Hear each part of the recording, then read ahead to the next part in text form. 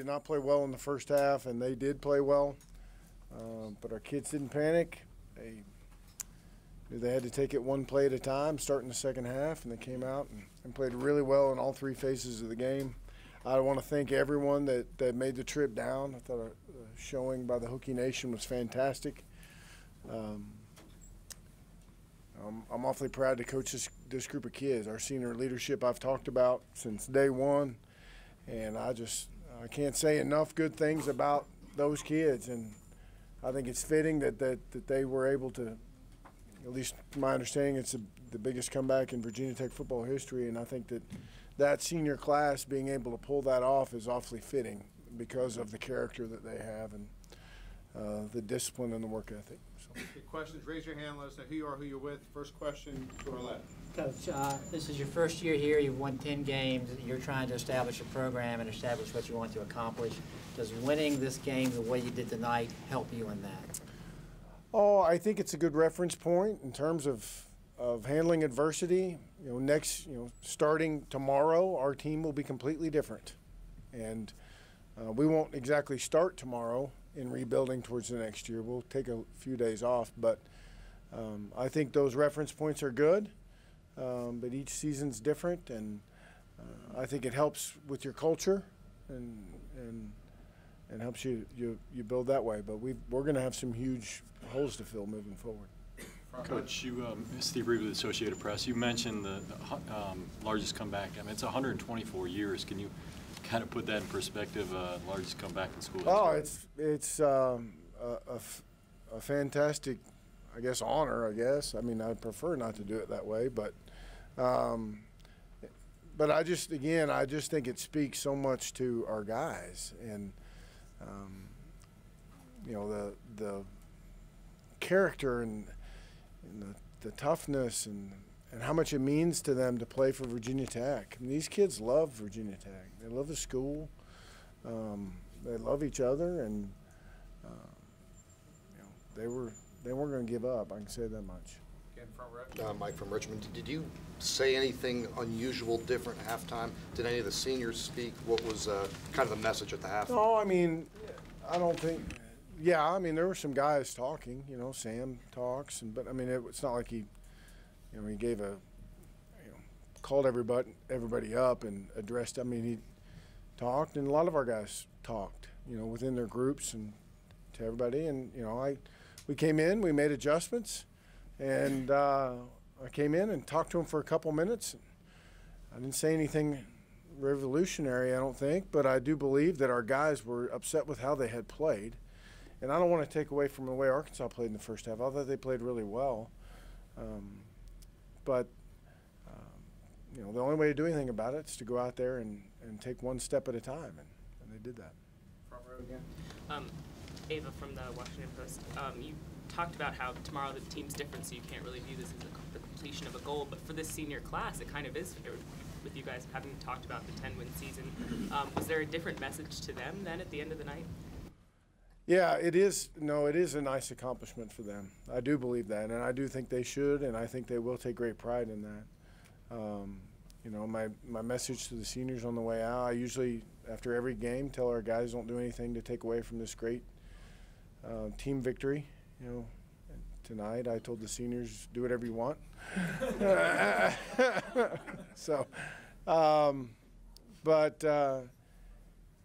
that. They should take pride in it, and absolutely.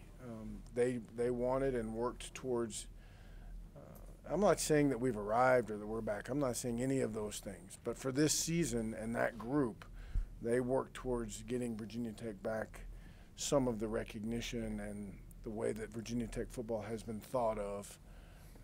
They earned some of that back. David Teal from the Daily Press.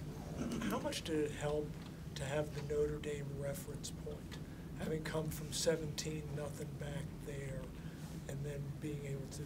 Well, I think it certainly helped. I heard a couple guys say something like, when it was 17, we'd been here before.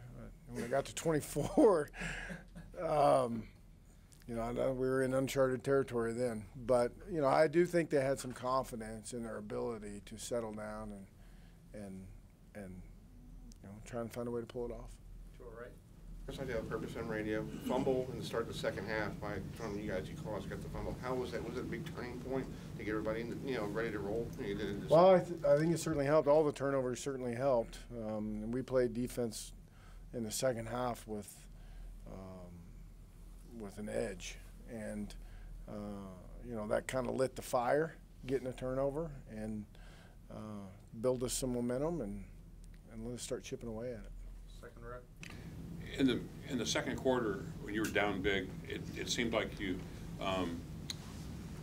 increased the tempo, offensive tempo a little bit. Is that accurate?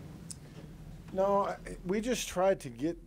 They're a big physical defensive front, and we felt like if we could sustain some drives by taking care of the ball and staying on the field on third down, that we would have a chance to maybe push the tempo a little bit more. We didn't think necessarily in the first 3 or 4 plays of the drive it was a huge advantage, but if we could get the drive going, that's how we felt. And we had so many times it felt like, and I haven't looked at the statistics, it felt like in the first half where offensively we got a first down or two and then had a huge negative play, to make it 2nd and 16 or 2nd and 17, and then we couldn't overcome that second down. So it wasn't a conscious effort, but we felt like going into the game, if we could get a few plays under our belt and then push the tempo, it may help.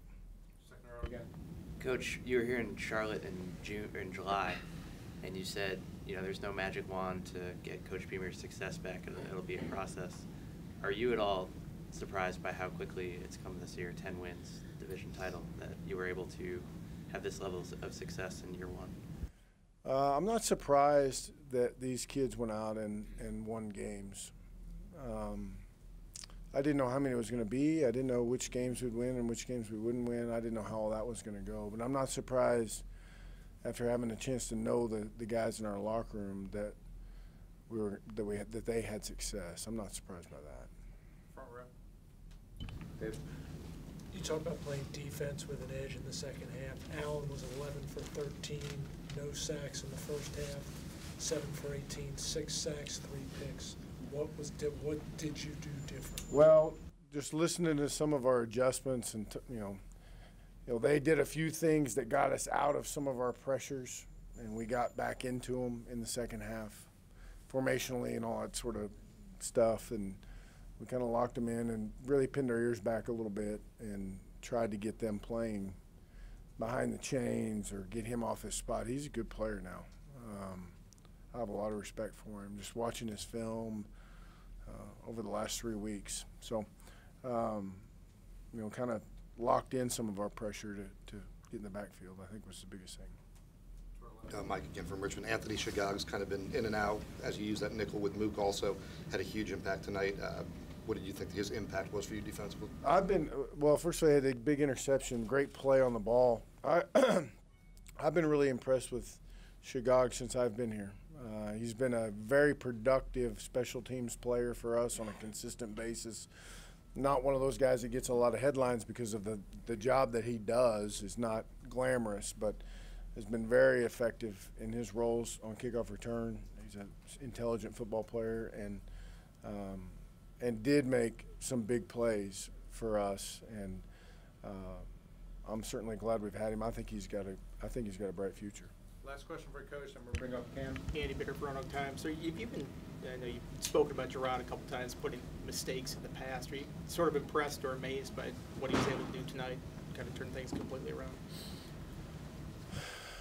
Well, it was a little up and down, but the thing that he does do is he keeps plugging away, I'm not surprised by that. We had some ups and downs in the last game we played against Clemson, and he continued to plug away and find some ways to make some plays. He's got some stick-to-itness. He continues to persevere.